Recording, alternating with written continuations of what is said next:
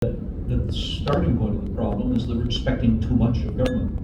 What we've had is the creep of government into areas which are not the government's business.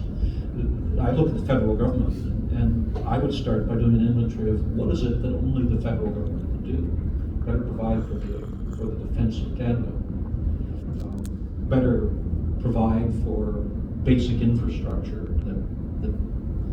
that we need to have. Better provide for a floor in terms of social systems. Better provide for diplomacy and for international trade agreements and so on. But the more that the government creeps into areas where it doesn't have a unique capacity to deal with it, the less competent it begins, and it becomes, and the more that it drains its capacity to do those things that it should be doing directly. The best example is, as we came out of COVID, remember the mess at the airports. The government said, oh gosh, we didn't realize people would be traveling again, so you just had absolute chaos. Well, nobody but the government could provide for that by law. This was the government's responsibility, and they screwed it up. And you saw it with passport processing. Nobody else was issuing passports, the government was doing it, and they screwed it up. Focus on the main event. Do your job and stop trying to do everybody else's job. I think we've allowed ourselves to be bribed with our own money by the politicians, and we've allowed, I'm getting a bit ideological here, but our inclination as Canadians, unfortunately, the cultural inclination is, I have a problem, what is the government going to do about it? We've got to go back to, I have a problem, what am I going to do about it? Or how do we work together to solve the problem? Increasing the government is the problem. And it takes too much of our national wealth. It over-regulates our lives. It makes decisions that properly families or individuals should be making. And we will not be able to fight this bloat of bureaucracy until we're prepared to say we're going to roll back the role of government itself to areas where it's actually needed and where it can do it well. I spent time in the broadcasting sector. I was Minister of Communications, and I was president of the CBC. I was going to do a paper when I was at Western, if I stayed a second year. I was going to do a paper that was going to be entitled "The Road to Hull is Paved with Good Intentions." That's because you wanted a license for broadcasting. You had to go to government to get it in Hull and persuade them that you should be given the license, otherwise you wouldn't get it. And there was a formula for doing that. You wanted to open a new radio station. So you go and do a survey. First of all, you do an engineering study that would show there was space in the spectrum. You could squeeze in another station in Calgary or Medicine Hat or wherever. Then you would do a study that would say, I've got a demographic here that's underserviced today. Indigenous, young, female, entrepreneurial, rural.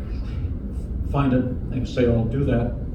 Third, I will pay tithes. I will create a scholarship fund, and I will devote 16 hours a week to young Canadian Indigenous artists and so on. And you would say, and the studies that I have show that the market is not oversaturated, that there's room for another entry.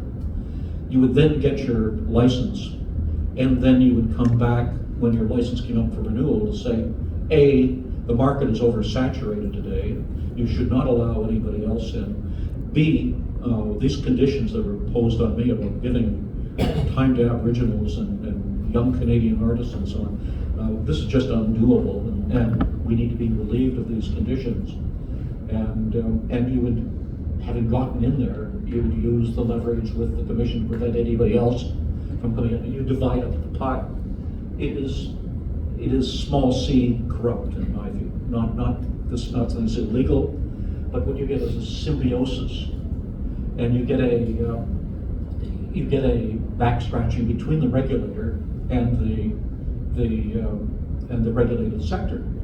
And what you get then is a regulated sector that has a vested interest in maintaining things the way that they are today, that doesn't innovate, that is going to be bypassed. If I were looking, going back to your question about what advice would I give, if I were looking for a business to go into, I would look at something that the government is regulating the hell out of.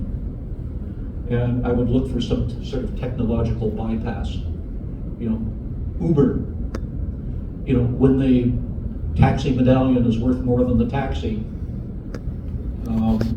then you know you've got a right market there to go into.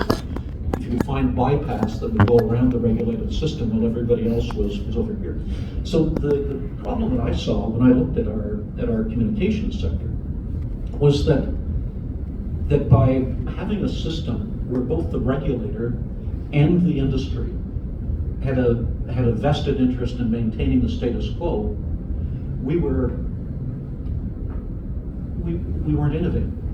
And outside, there were kids in garages working to devise new technologies that would bypass the whole system and allow the whole world to come to Canada and to be able to compete with these protected industries.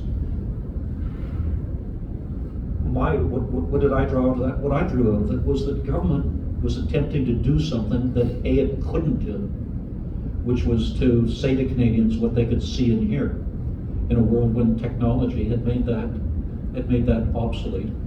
And B, the more that they tried to stick their thumb in the dikes as more holes appeared, the sooner they would run out of thumbs to try to do it. And C, that they would leave the Canadian industry vulnerable, because the Canadian industry would not be innovating to deal with the competition they were going to face from the rest of the world. That's the price that we pay for government overreach, that's costly and that takes it into areas which it simply doesn't do well. Everybody here is